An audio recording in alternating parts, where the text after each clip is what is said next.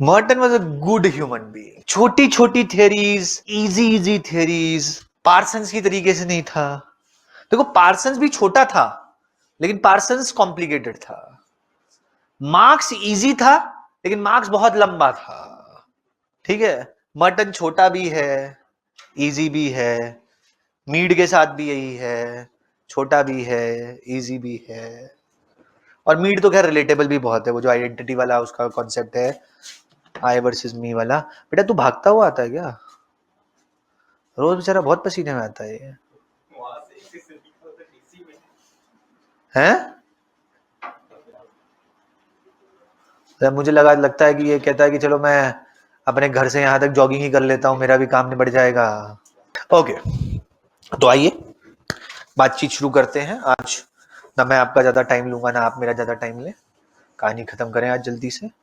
ठीक है, फिर टेस्ट कब है? ट्यूसडे को पार्सन्स है, वेडनेसडे को मर्टन है। ठीक है ना, तैयारी हो गई ना? और थर्सडे से मीट की क्लास शुरू है। ठीक है, ओके गुड।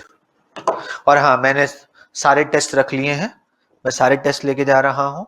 सारे टेस्ट चेक हो जाएंगे गारंटीड। जब मैं दिल्ली से आऊंगा तो सारे टेस्ट चेक करके ही आऊंगा, उसके बिना मैं आऊंगा ही नहीं, चाहे आने में दिसंबर हो क्यों ना हो जाए। ठीक है, ठीक है। तो सारे टेस्ट मैंने ले लिए। नहीं नहीं, जोक्स अपार्ट, चलो वो तो मैं मजाक कर रहा था। चारों टेस्ट, 4 टेस्ट है ना मेरे पास। मेरे पास थर्ड चैप्टर का टेस्ट है, मेरे पास फिर मार्क्स का टेस्ट है, दुर्खाइम का टेस्ट है और वेबर का टेस्ट है ना? यही 4 थे ना? हाँ ठीक है, ये चारों टेस्ट आ जाएंगे आपके। मैं जैसे जैसे टेस्ट चेक करता चला जाऊंगा, सबके नाम और नंबर जो है वो मैं टेलीग्राम पे अपडेट करता चला जाऊंगा, ताकि सब लोग देख लें कि किसके हाईएस्ट आए हैं और किसके नीचे से हाईएस्ट आए हैं। सब कुछ पता होना चाहिए आपको। ठीक है, तो आपको सारे के सारे टेस्ट पता लग जाएंगे और जिस दिन मैं वापस आऊंगा उस दिन आपको फिर चारों की चारों टेस्ट कॉपीज आपकी मिल जाएगी। ठीक, और फिर मैं ये ले लूंगा, या आप जो मेरे पीछे से टेस्ट देंगे, क्योंकि मेरे पीछे से भी आप कम से कम 3-4 टेस्ट तो दे ही देंगे। पार्सन्स दे देंगे, मर्टन दे देंगे, मीट दे देंगे और सर्टिफिकेशन भी दे देंगे। तो फिर वो 4 टेस्ट भी मैं जब अगली बार दिल्ली जाऊंगा तो अगली बार ले जाऊंगा फिर। ये ठीक है, ओके ओके। आओ तो आइए हेडिंग डालिए, functional paradigm of Merton. Functional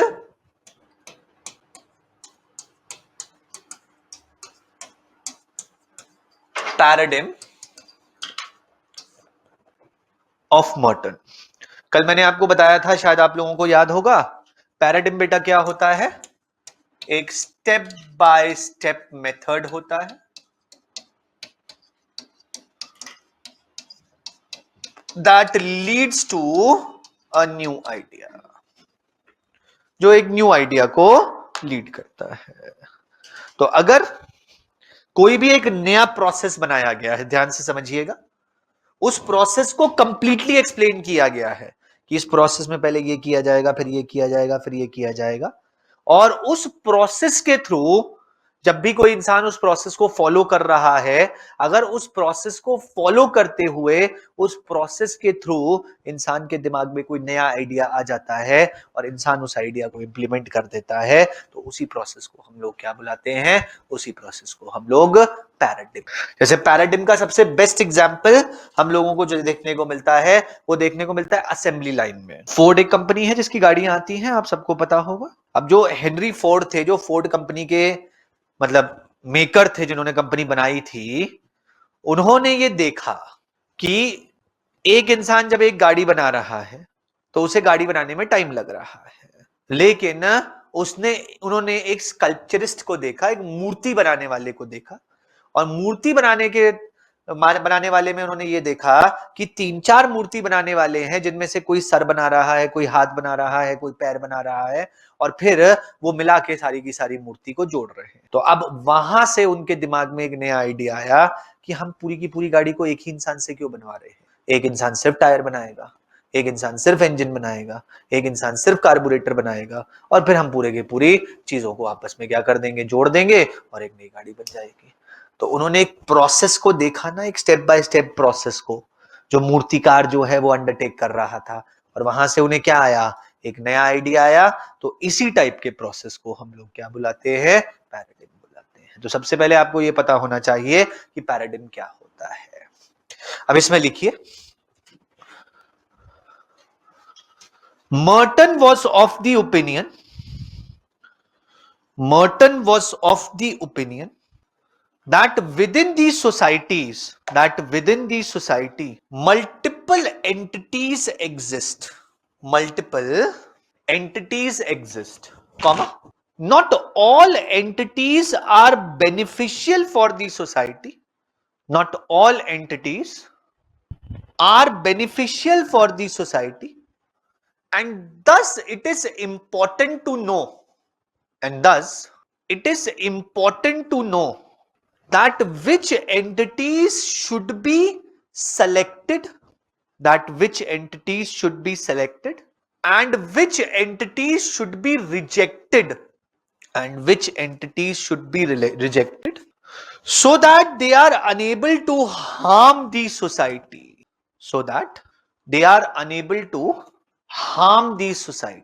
comma. He called the useful entities as functional,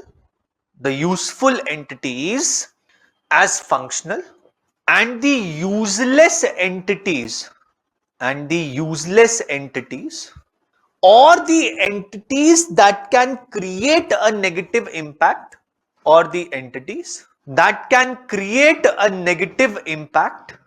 as dysfunctional, comma. In order to select the functional entities, he created a step-by-step method.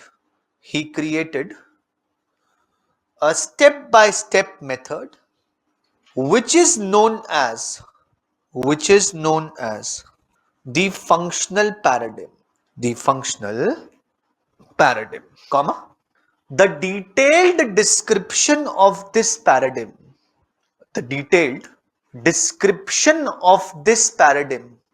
is as follows. हाँ भाई, तो अब देखो क्या बोला Merton ने कहा, अगर ये सोसाइटी है तो सोसाइटी में ना ऑलमोस्ट डेली बेसिस पे न्यू आइडियाज आते रहते हैं। कोई ना कोई इंसान होता है, बहुत सारे लोग होते हैं जिन्हें रोज ही कोई ना कोई न्यू आइडियाज आते रहते हैं। तो इसलिए सोसाइटी में एक ही टाइम में बहुत सारे आइडियाज एग्जिस्ट करते हैं। There are multiple ideas that are existing in a society at any particular point of time. लेकिन इसमें से कुछ आइडियाज ऐसे होते हैं जो यूजफुल होते हैं और कुछ आइडियाज ऐसे होते हैं जो यूजलेस होते हैं। यानी कि कुछ आइडियाज तो ऐसे हैं जिन्हें अगर सोसाइटी में रखा गया तो ये सोसाइटी के लिए बेनिफिशियल होंगे, और कुछ आइडियाज ऐसे होते हैं कि अगर उन्हें सोसाइटी में रखा गया तो ये सोसाइटी के लिए डिग्रेडिंग। तो अब मर्टन कहता है कई बार क्या होता है, कई बार हमसे गलती हो जाती है, हम बेनिफिशियल आइडियाज को एलिमिनेट कर देते हैं और डिग्रेडिंग आइडियाज को सोसाइटी में रख लेते हैं, और इस वजह से क्या होता है, इस वजह से हमें सोशल डिग्रेडेशन देखने को मिलता है, यानी कि सोसाइटी धीरे धीरे करके खराब होती चली जाती। तो अब हमारा या फिर एक सोशियोलॉजिस्ट का परम धर्म क्या है कि वो बेनिफिशियल आइडियाज को एलिमिनेट होने से रोके और डिग्रेडिंग आइडियाज को सोसाइटी से एलिमिनेट। अगर ऐसा होगा तो सोसाइटी का भला होगा, सोशल प्रॉब्लम सॉल्व होंगी। और याद करो जो हम लोगों ने फर्स्ट सेकंड थर्ड चैप्टर में पढ़ा था कि भाई रिसर्चर के लिए या सोशियोलॉजिस्ट के लिए सबसे बड़ा ऑब्जेक्टिव क्या होता है, सोशल प्रॉब्लम्स को सॉल्व कर। तो अब मर्टन ये कहता है कि हमें कैसे पता लगेगा कि कौन सा आइडिया बेनिफिशियल है और कौन सा आइडिया डिग्रेडिंग। तो इसके लिए मर्टन ने एक स्टेप बाय स्टेप प्रोसेस बनाया है, और उसी स्टेप बाय स्टेप प्रोसेस को बेटा हम लोग क्या बुलाते हैं, उसी स्टेप बाय स्टेप प्रोसेस को हम लोग फंक्शनल पैराडिग्म बुलाते हैं। तो बात समझ में आई फंक्शनल पैराडिग्म क्या है। उसने कहा सोसाइटी में तो बहुत सारे आइडियाज हैं, but the problem is not all ideas are beneficial, so we need to know which ideas are beneficial and which ideas are not so beneficial. जैसे वो होता है ना, मतलब इसे बहुत सारे sociologist litmus test of sociology कहते हैं। केमिस्ट्री में लिटमस टेस्ट होता है ना, ये पता लगाने के लिए कौन सी चीज एसिडिक है कौन सी चीज बेसिक है। ऐसे ये लिटमस टेस्ट है सोशियोलॉजी का, इस बात को पता लगाने के लिए कि कौन सी चीज सोसाइटी के लिए बेनिफिशियल है और कौन सी चीज सोसाइटी के लिए बेनिफिशियल नहीं है। तो 7-8 स्टेप्स हैं जिन्हें फॉलो करने के बारे में मॉर्टन ने बोला है। तो अब हमें उन्हीं 7-8 स्टेप्स के बारे में बातचीत करनी है। तो पॉइंट वाइज ही लिखिएगा। Point number 1, firstly it is important to know that whether the idea in question is already present in any society, and what is the impact of that idea, in that particular society. Full stop. Next point. Point number 2, the major boundaries of idea should be studied, and their impacts should be logically analyzed.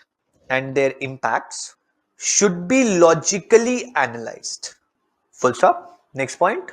The impact of that idea should also be studied through primary and secondary sources.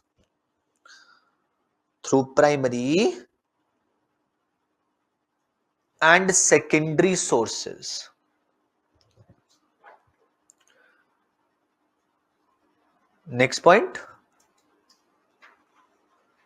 The manifest functions are to be understood.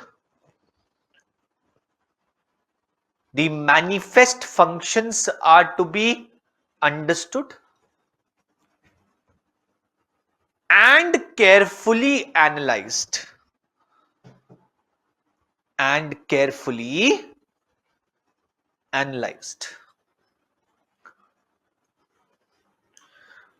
Full stop.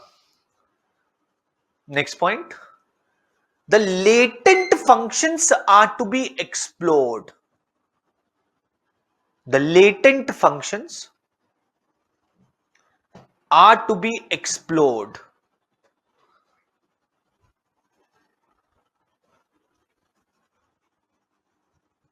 Comma. This can be majorly done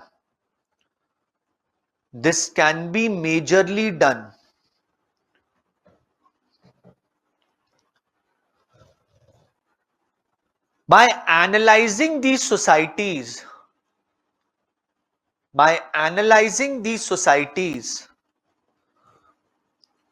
in which the idea already exists.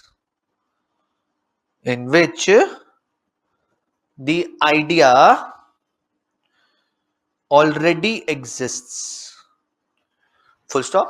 Next point. It is also important to understand the dysfunctions of the presented idea, comma. These dysfunctions are majorly related with the latent functions.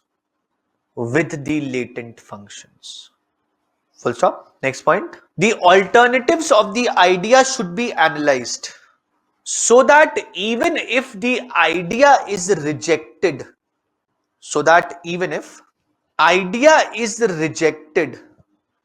its functions can be fulfilled by other ideas. Full stop. Last point. Once all this analysis has been done, it is important to compare the functions and dysfunctions so that the net balance can be analyzed, and the idea can either be accepted or rejected.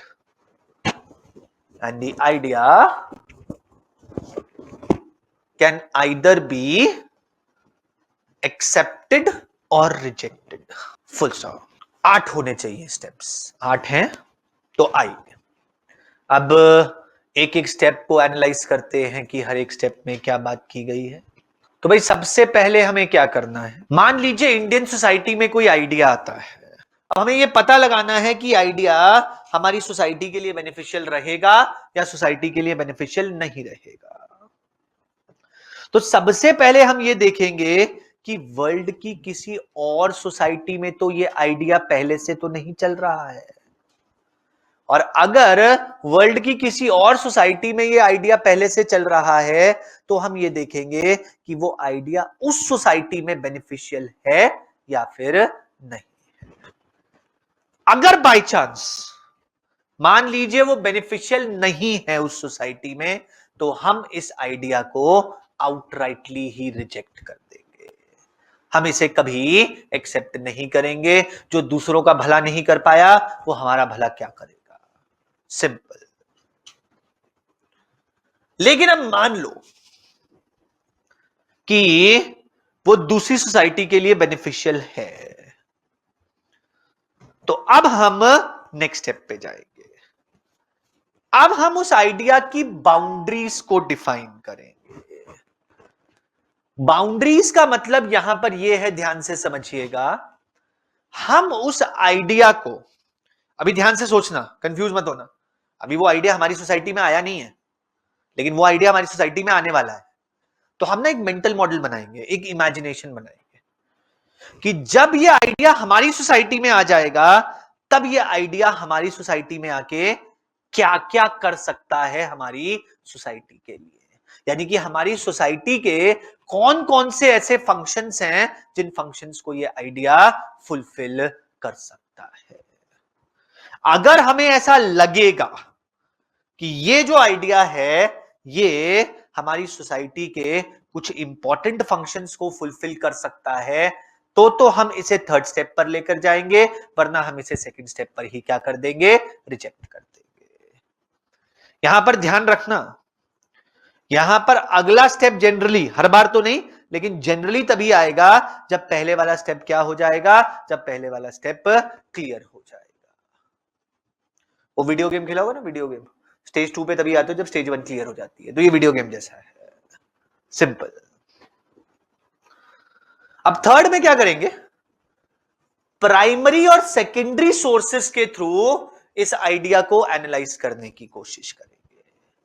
Primary और secondary sources बहुत पुराने जमाने की बात है, हम लोगों ने रिसर्च मेथड्स में पढ़ा था, अगर आपको याद होगा तो। प्राइमरी सोर्सेस, जिस सोसाइटी में ओरिजिनली ये आइडिया चल रहा होगा उस सोसाइटी के लोगों से जाके बात करेंगे कि तुम्हें ये आइडिया पसंद आया कि नहीं आया, तुम्हें लगता है कि इस आइडिया ने तुम्हारी सोसाइटी का कुछ भला किया या फिर नहीं किया। सेकेंडरी सोर्सेज याद होगा, किसी और की रिसर्च होगी, उस रिसर्च को हम लोग पढ़ लेंगे। तो हमने प्राइमरी और सेकेंडरी सोर्सेज के थ्रू इस आइडिया को एनालाइज करने की कोशिश करी है।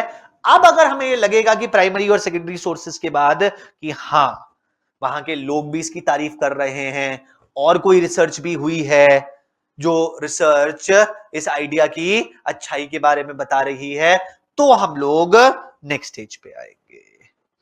अब जो फोर्थ, फिफ्थ और सिक्स्थ स्टेजेस हैं ये एक्चुअली में साइमल्टेनियस स्टेजेस हैं। मतलब ऐसा नहीं है कि फोर्थ क्लियर होगी तभी हम फिफ्थ पे जाएंगे, फिफ्थ क्लियर होगी तभी हम सिक्स्थ पे जाएंगे। फोर्थ, फिफ्थ, सिक्स्थ, अगर थर्ड क्लियर हो गई तो हम फोर्थ, फिफ्थ, सिक्स्थ तीनों को फॉलो करेंगे। तो अब फोर्थ, फिफ्थ, सिक्स्थ में हम लोग क्या कर रहे हैं, पहले हम लोग मैनिफेस्ट फंक्शंस देख रहे हैं। याद है ना मैनिफेस्ट फंक्शंस कौन से होते हैं, जो हमें दिखते हैं सामने। फैमिली की बात करी थी ना, फैमिली का मैनिफेस्ट फंक्शन क्या होता है, कल्चरल ट्रांसमिशन होता है, लोगों को सपोर्ट प्रोवाइड करना होता है। फिर हम लोग लेटेंट फंक्शंस को एनालाइज करेंगे कि इसके लेटेंट फंक्शंस कौन कौन से हो सकते हैं, और फिर हम इसके डिसफंक्शंस को भी एनालाइज करेंगे कि किस तरीके से ये आइडिया हमारी सोसाइटी को नुकसान पहुंचा सकता है। ये तीनों की तीनों चीजें हम लोग एक साथ करेंगे। तो ये तीनों के तीनों जो भी स्टेजेस हैं ये एक्चुअली में साइमल्टेनियस स्टेजेस कहलाती हैं। ये 4 5 6 सिर्फ लिख दिया है, लेकिन थर्ड हो जाएगा तो हमें बाकी तीनों की तीनों स्टेजेस को एक साथ करना पड़ेगा। फिर 7th स्टेज याद है ना, कल हम लोग बात कर रहे थे इंडिस्पेंसिबिलिटी की। मर्टन ने कहा था कि कुछ भी इंडिस्पेंसिबल नहीं होता है, हर चीज के ऑल्टरनेटिव्स अवेलेबल होते हैं, फैमिली के भी ऑल्टरनेटिव्स हैं, रिलीजन के भी ऑल्टरनेटिव्स हैं, हर चीज का ऑल्टरनेटिव है। तो अब उसने कहा कि ये जो आइडिया है, जिस आइडिया को हम लोग स्टडी करने की कोशिश कर रहे हैं या एनालाइज करने की कोशिश कर रहे हैं, इसके भी तो कुछ ना कुछ ऑल्टरनेटिव्स होंगे ना।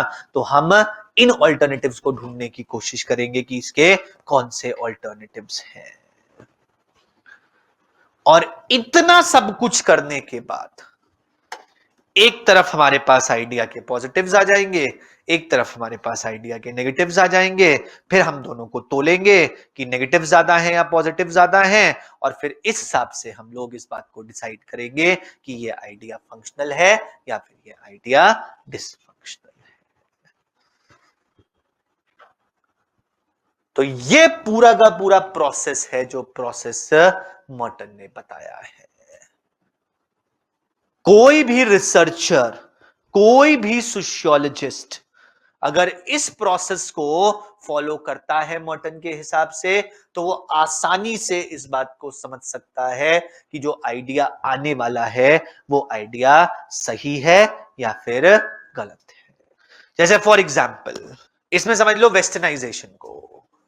तो हम पहली स्टेज में क्या करेंगे, ऐसी सोसाइटीज को ढूंढेंगे जिन्होंने वेस्टर्नाइजेशन को ऑलरेडी एक्सेप्ट कर लिया है। जैसे अमेरिका को देखें, फिर देखेंगे कि अमेरिका में जो वेस्टर्नाइजेशन है वो पॉजिटिव इंपैक्ट डाल रही है या नेगेटिव इंपैक्ट डाल रही है। तो हम लोग सोचेंगे यार जब से इन्होंने वेस्टर्नाइजेशन एक्सेप्ट करी है तब से ही अमेरिका का एकदम से इकोनॉमिक डेवलपमेंट बहुत ज्यादा बढ़ गया है। तो शायद वेस्टर्नाइजेशन का अमेरिकन सोसाइटी के ऊपर कैसा इंपैक्ट है, पॉजिटिव इंपैक्ट है। फिर हम उस वेस्टर्नाइजेशन को इंडिया में लेके आएंगे और दिमाग में इमेजिन करेंगे कि अगर हम इस वेस्टर्नाइजेशन को इंडियन सोसाइटी में फिट कर देते हैं तो ऐसा कौन सा फंक्शन है इंडियन सोसाइटी का जो ये वेस्टर्नाइजेशन फुलफिल कर लेगी। जैसे वेस्टर्नाइजेशन को हम लोग जनरली मॉडर्नाइजेशन के साथ कोरिलेट करते हैं और मॉडर्नाइजेशन को हम लोग रैशनल थिंकिंग के साथ कोरिलेट करते हैं। तो हम कहेंगे अच्छा अगर वेस्टर्नाइजेशन आ जाती है तो उसकी वजह से मॉडर्नाइजेशन आ जाएगी, और अगर मॉडर्नाइजेशन आ जाती है तो लोगों में, इंडिया में वैसे ही थोड़ा दिमाग कम है, वैसे ही रैशनैलिटी बहुत ज्यादा है नहीं, तो शायद इस वेस्टर्नाइजेशन और मॉडर्नाइजेशन के थ्रू इंडिया में क्या आ जाए, रैशनैलिटी आ जाए। देखो ये हमारा प्रेडिक्शन है, गलत भी हो सकता है। फिर हम लोग क्या करेंगे, फिर हम लोग वेस्टर्नाइजेशन के मैनिफेस्ट फंक्शंस को, लेटेंट फंक्शंस को और डिसफंक्शंस को एनालाइज करेंगे। फिर इसके बाद क्या करेंगे, फिर हम ये सोचेंगे कि अगर हमारे पास वेस्टर्नाइजेशन आ सकती है तो किसी और कंट्री का भी तो कल्चर आ सकता है। हम अमेरिका के कल्चर को ही लेने की क्यों बात कर रहे हैं, हम चाइना के कल्चर को ले लेते हैं, हम पाकिस्तान के कल्चर को ले लेते हैं, भगवान ना करे, हम साउथ कोरिया के कल्चर को ले लेते हैं, हम ऑस्ट्रेलिया के कल्चर को ले लेते हैं। तो फिर हम किसकी तलाश करेंगे, फिर हम ऑल्टरनेटिव्स की तलाश करेंगे। और ऑल्टरनेटिव्स में भी अगर ये हमें सबसे अच्छा लगेगा तो फिर फाइनली हम फंक्शंस को और डिसफंक्शंस को क्या करेंगे, वे करेंगे। और फिर एज अ सोशियोलॉजिस्ट हम अपना ओपिनियन देंगे, अपनी रिसर्च देंगे कि वेस्टर्नाइजेशन को इंडियन सोसाइटी में आना चाहिए या फिर नहीं आना चाहिए। तो ये 8 स्टेप्स हैं, जो 8 स्टेप्स को अगर फॉलो किया जाएगा तो हम किसी भी आइडिया की फंक्शनैलिटी को आराम से टेस्ट कर सकते हैं। तो अब बात को ध्यान से समझो, क्या ये एक स्टेप बाय स्टेप मेथड नहीं है?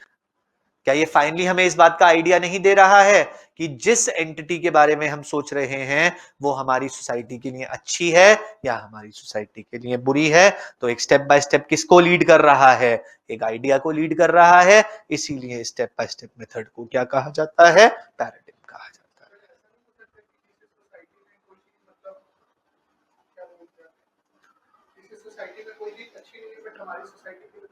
बिल्कुल हो सकता है, लेकिन उसके ऊपर मर्टन ने ध्यान नहीं दिया। बिल्कुल हो सकता है। अब जैसे वेस्टर्नाइजेशन है, शायद अमेरिकन सोसाइटी के लिए अच्छा है, हमारी सोसाइटी के लिए शायद उतना अच्छा नहीं है, लेकिन मर्टन ये कहता है कि अगर दूसरी सोसाइटी के लिए अच्छा है तो हम ये अज्यूम कर लेंगे कि शायद ये हमारी सोसाइटी के लिए भी अच्छा ही होगा। ठीक है ना? तो सबसे पहले हम क्या देखेंगे? सबसे पहले हम पैटर्न्स देखेंगे, पैटर्न्स इन अदर सोसाइटीज। इसके बाद हम क्या देखेंगे? इसके बाद हम बाउंड्रीज देखेंगे, बाउंड्रीज इन आवर सोसाइटी। इसके बाद हम क्या करेंगे? प्राइमरी और सेकेंडरी डेटा को इकट्ठा करेंगे। इसके बाद हम क्या करेंगे? इसके बाद हमारे पास मैनिफेस्ट फंक्शंस आएंगे, इसके बाद हमारे पास लेटेंट फंक्शंस आएंगे, इसके बाद हमारे पास डिसफंक्शंस आएंगे।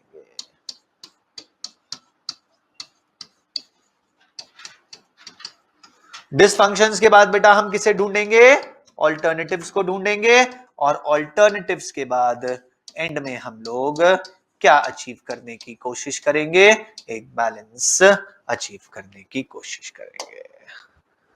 तो ये 8 कीवर्ड्स हैं। अगर आपको ये 8 कीवर्ड्स याद रहेंगे तो आपको पैराडिम का पूरा प्रोसेस याद रह जाएगा।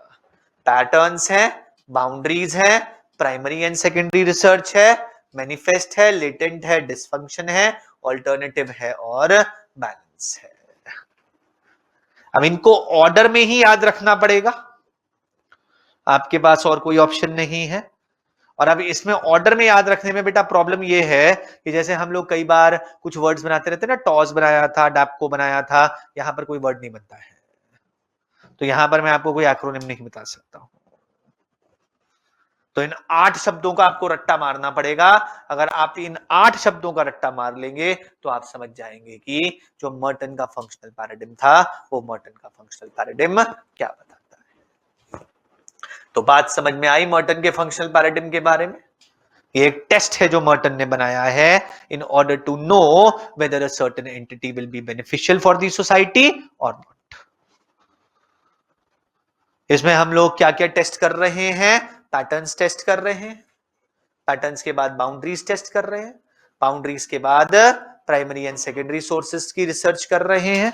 यहां पर तो सारी की सारी चीजें एक वाटरफॉल मॉडल में चल रही हैं। वाटरफॉल मॉडल का मतलब होता है 1 to 2, 2 to 3, नीचे की तरफ गिरती चली जा रही है। इसके बाद ये तीनों जो हैं ये साइमल्टेनियस है, यानी कि सिर्फ कहने के लिए नंबर्स हैं लेकिन इनको किया एक साथ जाएगा, और इसके बाद फिर वाटरफॉल आ जाएगा। इसके बाद ये तीनों कर लिए गए, फिर ऑल्टरनेटिव्स ढूंढे जाएंगे, और ऑल्टरनेटिव्स अगर उतने अच्छे नहीं हुए तो फिर एक बैलेंस अचीव करने की कोशिश की जाएगी कि ये बेनिफिशियल ज्यादा है या ये हानिकारक ज्यादा है। तो ये हमारा फंक्शनल पैराडिम है बेटा, जो हमें किसने बताया है? जो हमें मर्टन ने बताया है। तो टेक्निकली ये जो फंक्शनल पैराडिम है ये एक रिसर्च टेक्निक है और कुछ नहीं है, जिसके थ्रू हम रिसर्च करने की कोशिश कर रहे हैं, जिसके थ्रू हम ये पता लगाने की कोशिश कर रहे हैं कि कोई आइडिया हमारे लिए बेनिफिशियल है या फिर नहीं है।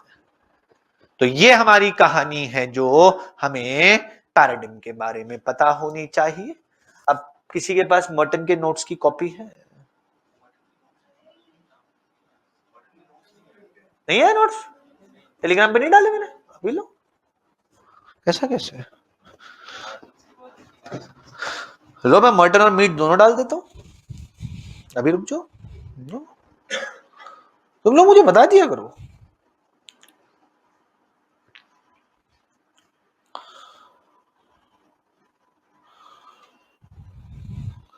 अच्छा वो बता दिया, तुम्हें पढ़ना ही नहीं होगा, तुम बताओगे क्यों? आ गया मर्टन, अब बताओ अब कौन चाहिए? मीट चाहिए ना? मीट भी अभी ले लो, 2 मिनट की बात है। लो भाई मीट भी आ गया, ठीक है? खुश? पढ़ लेना इसे, पढ़ोगे तो वैसे हो नहीं, लेकिन तब भी मेरा तो कर्तव्य है ना देना। ओके, तो अब हम लोग नेक्स्ट एस्पेक्ट पे चलते हैं, which is the mid range theories of Merton. अभी तो छोटी सी ही चीज है, ये तो मैंने पहले ही बताई है। मर्टन की थियरीज बहुत ज्यादा कॉम्प्लेक्स भी नहीं है, बहुत ज्यादा सिंप्लीफाइड भी नहीं है। वो कहता है कॉम्प्लेक्स थ्योरीज बहुत ही एलीट सोशियोलॉजिस्ट को समझ में आ जाएंगी, लेकिन बाकी सोशियोलॉजिस्ट को नहीं समझ में आएंगी। तो एलीट थ्योरीज क्या करेंगी या कॉम्प्लेक्स थ्योरीज क्या करेंगी, सोशियोलॉजी को एक बहुत ही ज्यादा एलीट सब्जेक्ट बना देंगी, मतलब सिर्फ ऐसा सब्जेक्ट बना देंगी जो बहुत ही कम लोगों को समझ में आएगा। लेकिन मर्टन क्या कहता है कि हम सब सोसाइटी का पार्ट है। तो सोशियोलॉजी कभी एक एलीट सब्जेक्ट नहीं होना चाहिए। सोशियोलॉजी एक ऐसा सब्जेक्ट होना चाहिए जो सबको समझ में आए, क्योंकि सोसाइटी के बारे में सबको नॉलेज होनी चाहिए। लेकिन फिर मर्टन कहता है तो अगर सबको समझ में आने वाला सब्जेक्ट बनाना है तो इसके लिए इजी थ्योरीज बनानी पड़ेंगी। लेकिन अब मर्टन कहता है कि सोसाइटी तो अपने आप में बहुत कॉम्प्लेक्स है, तो इसके लिए बहुत ही इजी थ्योरीज तो नहीं बनाई जा सकती। तो मर्टन क्या कहता है कि बुद्धा के मिडिल पाथ पे चलो।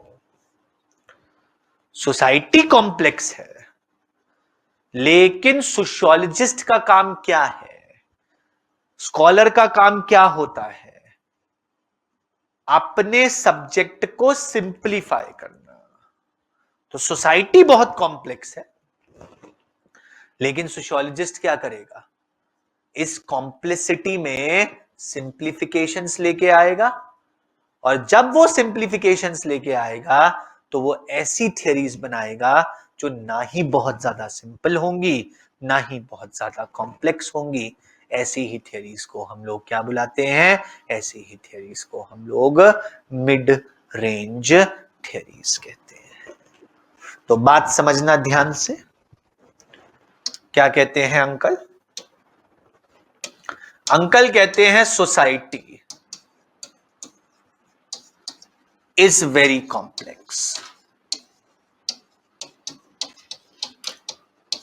अंकल की कहानी यहीं से शुरू होती है। So technically, if society is very complex, the social theories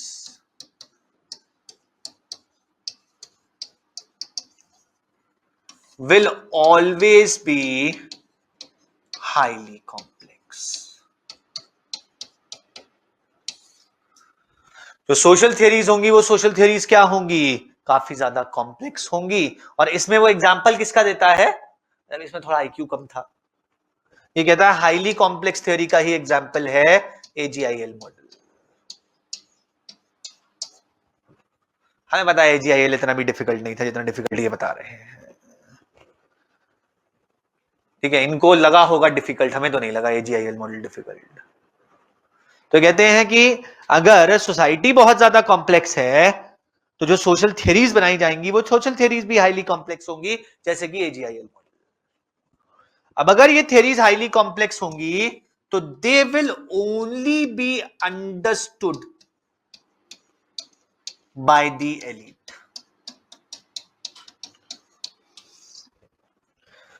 सिर्फ जो माधवी जैसे 200 आईक्यू के लोग हैं वही समझ पाएंगे, बाकी लोग समझ नहीं पाएंगे। प्रॉब्लम ठीक है, माधवी आ नहीं रही है आजकल, बुरा मान गई है। लेकिन अब यहां पर इस बात से वो सेटिस्फाइड नहीं है, क्योंकि अगर ये थियरी सिर्फ एलीट के समझ में आएंगी तो सोशियोलॉजी क्या बन के रह जाएगा, सोशियोलॉजी एक एलीट सब्जेक्ट बन के रह जाएगा। मतलब एक ऐसा सब्जेक्ट बन के रह जाएगा जो सब्जेक्ट सिर्फ और सिर्फ समझदार लोगों को समझ में आता है। जैसे 3 बेस्ट एग्जांपल्स होते हैं एलीट सब्जेक्ट्स के। पहला जो सभी लोग जानते हैं कि एलीट सब्जेक्ट है मैथ्स, सबके बस की बात नहीं है, दिमाग थोड़ा ज्यादा चाहिए होता है मैथ्स समझने के लिए। दूसरा एलीट सब्जेक्ट है फिजिक्स, सबको समझ में नहीं आता फिजिक्स। और तीसरा एलीट सब्जेक्ट माना जाता है ज्योग्राफी को, ज्योग्राफी भी सबके समझ में नहीं आती है। तो ये तीनों के तीनों एलीट सब्जेक्ट्स माने जाते हैं, maths physics and geography. Scientific हैं, टेक्निकल हैं, दिमाग लगाना पड़ता है, सोचना पड़ता है। अब सोचना हर एक के बस की बात नहीं होती है, सिंपल। तो अब मर्टन कहता था कि हम ना सोशियोलॉजी को एक एलीट सब्जेक्ट नहीं बना सकते। क्यों नहीं बना सकते? क्योंकि सोशियोलॉजी हमें किसकी अंडरस्टैंडिंग दे रही है? और सोसाइटी के तो पार्ट्स सभी लोग हैं। All humans are a part of society, so all humans should have an understanding of the society. मतलब इसको ध्यान से समझना, मॉर्टन यहां पे ये कह रहा है अगर आपको मैथ्स नहीं भी आती तब भी काम चल जाएगा, अगर आपको फिजिक्स ज्योग्राफी नहीं भी आती तब भी काम चल जाएगा। अब मैथ्स का मतलब ये नहीं है कि एडिशन सब्सट्रैक्शन ही नहीं आता, मान लो इंटीग्रेशन नहीं आता, कोई बात नहीं, बिग डील, कोई फर्क नहीं पड़ेगा ज्यादा। लेकिन मर्टन कहता है कि हर एक ह्यूमन क्योंकि सोसाइटी का पार्ट है, इसलिए सोसाइटी की अंडरस्टैंडिंग हर एक ह्यूमन के लिए क्या है? इंपॉर्टेंट है, हर एक ह्यूमन के लिए मैंडेटरी या फिर कंपलसरी है। तो हर एक ह्यूमन को किसकी अंडरस्टैंडिंग होनी चाहिए? सोसाइटी की अंडरस्टैंडिंग होनी चाहिए। इसलिए हम सोशियोलॉजी को क्या नहीं बना सकते हैं? एक एलीट सब्जेक्ट नहीं बना सकते। तो अब ये कहता है कि जो स्कॉलर्स होते हैं, जो एक्सपर्ट्स होते हैं, उनका काम ही क्या होता है? कॉम्प्लेक्स चीजों को इजी बनाना। तो अब यहां पर ये जो बहुत ही कॉम्प्लेक्स सिनारियो है सोसाइटी का, इसे स्कॉलर्स क्या करने की कोशिश करेंगे? इजी बनाने की कोशिश करेंगे। जैसे फॉर एग्जाम्पल, इसी में आप सबसे बड़ा एग्जाम्पल ले लो, मर्टन ने नहीं दिया, मैं दे रहा हूं, कार्ल मार्क्स। क्या कार्ल मार्क्स ने वो अपने एमओपी और आरओपी के थ्रू जो सोसाइटी की चीजें हैं उसको समझाने में हम लोगों के लिए बहुत ज्यादा आसानी नहीं कर दी थी? मैं हर जगह यही समझाता हूं ना। आज शिवम सुबह सोसाइटी वाली क्लास में था, उसमें भी यही समझाया ना, एमओपी आरओपी। तो टेक्निकल वर्ड्स को यूज नहीं किया, ये वो जीएस था कि भाई ये बोर्ड मैं ओन नहीं करता, मैं इसका सिर्फ यूजर हूं।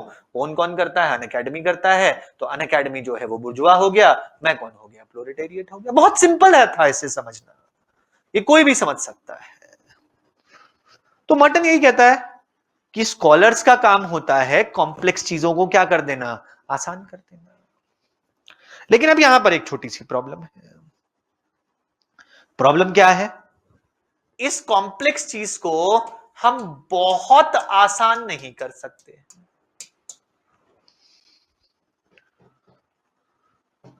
वरना क्या होगा? अगर हम कॉम्प्लेक्स चीज को बहुत ही ज्यादा आसान करने की कोशिश करेंगे तो उस कॉम्प्लेक्स चीज की जो एसेंस है ना, एसेंस समझते हो, जो आत्मा है, वो एसेंस ही खत्म हो जाएगी, वो एसेंस ही नहीं आ पाएगी। तो कॉम्प्लेक्स थ्योरीज बनानी नहीं है, क्योंकि हमें सोसाइटी सबको समझानी है। इजी थ्योरीज हम बना नहीं सकते, क्योंकि उससे सोसाइटी की जो एसेंस है वो एसेंस ही खत्म हो जाएगी। तो हमें कैसी थ्योरीज बनानी पड़ेंगी? ना बहुत ही हाई लेवल थ्योरीज बनानी पड़ेंगी और ना बहुत ही लो लेवल थ्योरीज बनानी पड़ेंगी, मिड रेंज थ्योरीज बनानी पड़ेंगी। और इसी मिड रेंज का एग्जाम्पल वो देता है डेविएंस। वो कह रहा है देखो, मेरे जो टीचर थे पार्सन अंकल, वो बहुत ही ज्यादा समझदार थे। उन्होंने AGIL मॉडल बनाया, बहुत अच्छा मॉडल है, बहुत परफेक्ट मॉडल है अपने आप में, लेकिन बहुत कॉम्प्लेक्स है। लेकिन उसने कहा मैं तो कभी कॉम्प्लेक्स थ्योरीज बनाने में विश्वास ही नहीं रखता हूं। मैं क्या बनाने में विश्वास रखता हूं? MRT कहते हैं इसे, मिड रेंज थ्योरीज बनाने में विश्वास रखता हूं। और इसीलिए मैंने एक ऐसी थ्योरी बनाई है जो ना ही बहुत ज्यादा कॉम्प्लेक्स है, ना ही बहुत ज्यादा सिंपल है। और उसी का एग्जाम्पल क्या है? उसी का एग्जाम्पल डेविएंस है। तो ये जब MRT की बात करता है, मिड रेंज थ्योरीज की बात करता है, तो ये टू अ सर्टेन एक्सटेंट अपनी तारीफ कर रहा है और पार्सन्स की बुराई कर रहा है। जो आप लोग करते हो, बाहर जाके अपनी तारीफ करते हो, मेरी बुराई करते हो टीचर की, वही चीज पार्सन्स भी कर रहा है। सिंपल, सॉरी पार्सन्स नहीं, मर्टन भी कर रहा है। ये कहानी है मिड रेंज थ्योरीज की, जो मिड रेंज थ्योरीज हमें मर्टन ने बताई है। तो मिड रेंज थ्योरीज के थ्रू बेसिकली हमें मर्टन, ध्यान से समझना, एक फ्रेमवर्क दे रहा है, एक जिसे कहते हैं ना बेस दे रहा है कि एक्चुअली में सोशियोलॉजी में हमें किस तरीके की थ्योरीज बनानी चाहिए। ऐसी थ्योरीज बनानी चाहिए ना जो ना बहुत ज्यादा कॉम्प्लेक्स हो, ना ऐसी थ्योरीज बनानी चाहिए जो बहुत ज्यादा इजी हो। थोड़ा सा कॉम्प्लिसिटी भी हो सकती है, थोड़ा सा इजी भी हो सकता है। थ्योरीज कैसी होनी चाहिए? थ्योरीज बीच की होनी चाहिए। जैसे इसके हिसाब से एजीआईएल मॉडल के साथ साथ, याद है weber, Protestant ethics and the spirit of capitalism, इसके हिसाब से पीईएससी भी बहुत ज्यादा कॉम्प्लेक्स थ्योरी है। मैं कह रहा हूं ना इसका आईक्यू थोड़ा कम था, इसे बहुत चीजें कॉम्प्लेक्स लग रही हैं जो एक्चुअली में उतनी कॉम्प्लेक्स थी नहीं। बट ये कहता है एजीआईएल भी बहुत कॉम्प्लेक्स है, पीईएससी भी बहुत कॉम्प्लेक्स है, ये सारी की सारी इस टाइप की थ्योरीज नहीं बननी चाहिए सोशियोलॉजी में, इजियर थ्योरीज बननी चाहिए। तो बात समझ में आई एमआरटी में क्या कहता है? तो अब इसके बारे में कुछ बातें लिखिएगा। Write down the heading, the concept of mid range theories, the concept of mid-range theories given by Merton. Given by Merton. इसमें लिखिए, according to Merton,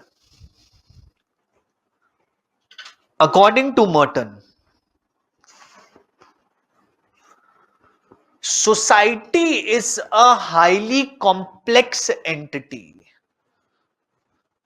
Society is a highly complex entity, and hence theories created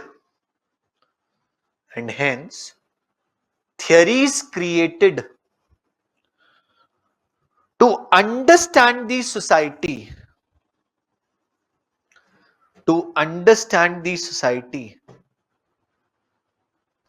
will also be highly complex.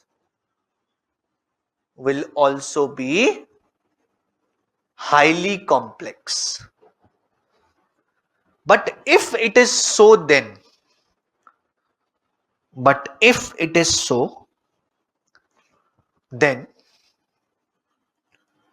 the social theories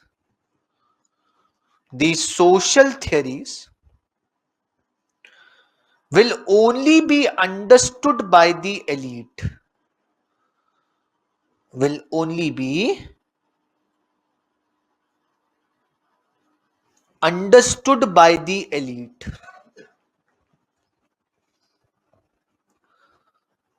And thus sociology will become an elite subject.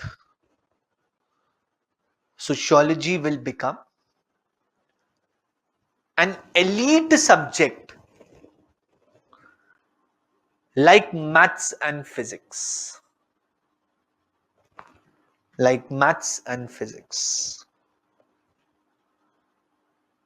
But since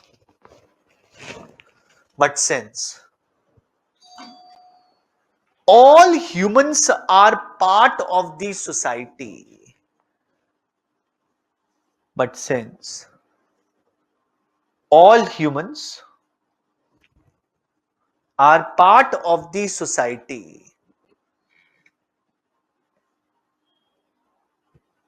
the understanding of the society is important.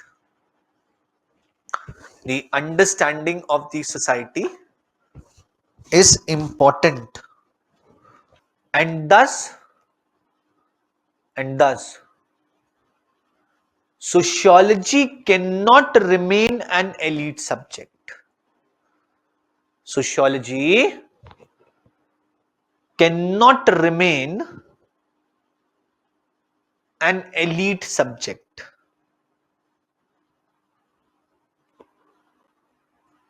Comma. Hence it is the job of the geographers.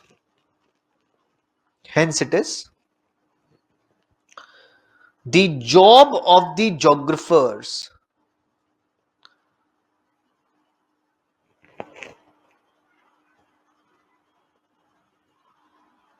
to make simpler theories in sociologists. Sorry. Hence, it is the job of the sociologists. और तुम लोगों ने geographer लिख भी लिया था, बेदार हो तुम भी, है ना? Hence, it is the job of the sociologists to make simpler theories.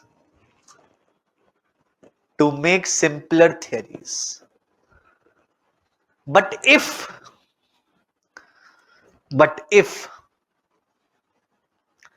the theories are highly simplified, the theories are highly simplified, then the essence of society will be lost. Then the essence of society will be lost. Hence, it is important. Hence, it is important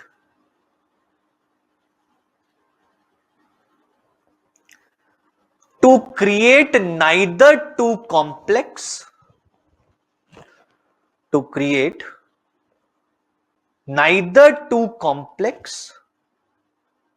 nor too simplified theories.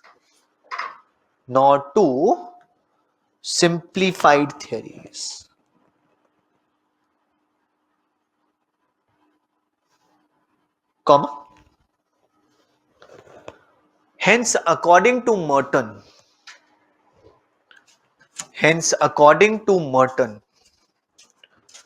middle range theories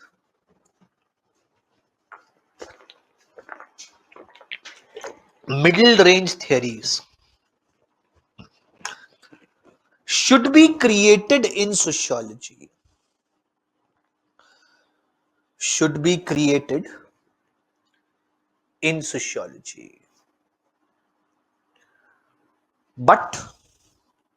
But it is important to understand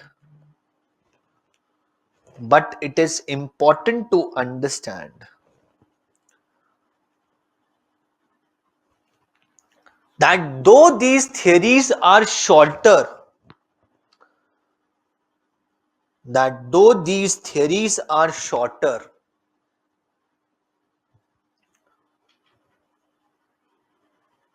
but they should also be practically applicable.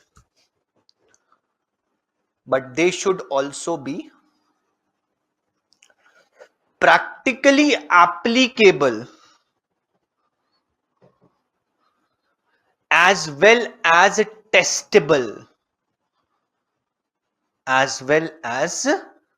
testable. Comma. But according to Merton,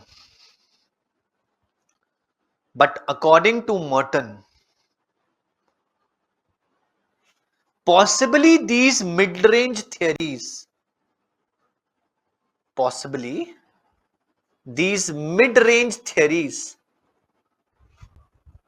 might not be universally applicable.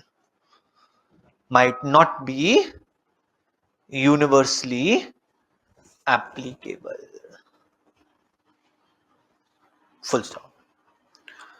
तो अब बेटा ध्यान से समझना, इसने ये तो बता दिया कि मिड रेंज थ्योरीज बनाने की क्या जरूरत है और मिड रेंज थ्योरीज क्या होती हैं, लेकिन इसने मिड रेंज थ्योरीज की कुछ एडवांटेजेस और डिसएडवांटेजेस भी बताई हैं. इसके हिसाब से मिड रेंज थ्योरीज की 3 मेजर एडवांटेजेस हैं. मिड रेंज थ्योरीज शॉर्ट होती हैं, mid range theories practically applicable होती हैं, मिड रेंज थियरीज टेस्टेबल होती हैं, यानी कि डेटा के थ्रू इन थियरीज को टेस्ट किया जा सकता है। लेकिन मिड रेंज थियरीज की एक डिसएडवांटेज भी हो सकती है। इट इज पॉसिबल कि mid range theories universally applicable शायद ना हो। अगर यूनिवर्सली एप्लीकेबल थियरीज बनानी है तो वो थियरीज मर्टन के हिसाब से क्या हो जाएंगी, काफी ज्यादा कॉम्प्लेक्स हो जाएगी। तो मर्टन कह रहा है ऐसी थियरी बना दो जो सिंपल है, छोटी है, भले ही वो शायद सिर्फ 70% एरियाज पे एप्लीकेबल है, लेकिन ऐसी ही थियरीज की जरूरत है सोशियोलॉजी में। तो ये हमारा कॉन्सेप्ट है मिड रेंज थियरीज का, जो कॉन्सेप्ट हमें कौन देता है, जो कॉन्सेप्ट हमें मर्टन देता है। सबसे पहले ये समझना है मिड रेंज थियरीज ऐसी हैं, तीन चीजें हैं जो समझनी है। सबसे पहले ये समझना है कि मिड रेंज थियरीज वो है जो बहुत कॉम्प्लेक्स नहीं है, बहुत इजी नहीं है। इतनी बात सबको समझ में आई। मिड रेंज थियरीज क्यों बनानी है, क्योंकि सोसाइटी बहुत कॉम्प्लेक्स है।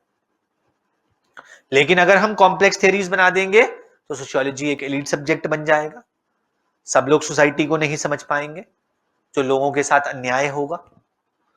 अगर हम सिंपल थियरीज बना देंगे तो सोसाइटी की एसेंस खत्म हो जाएगी।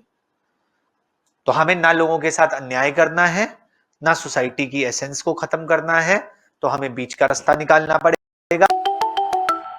Unacademy. Let's crack it.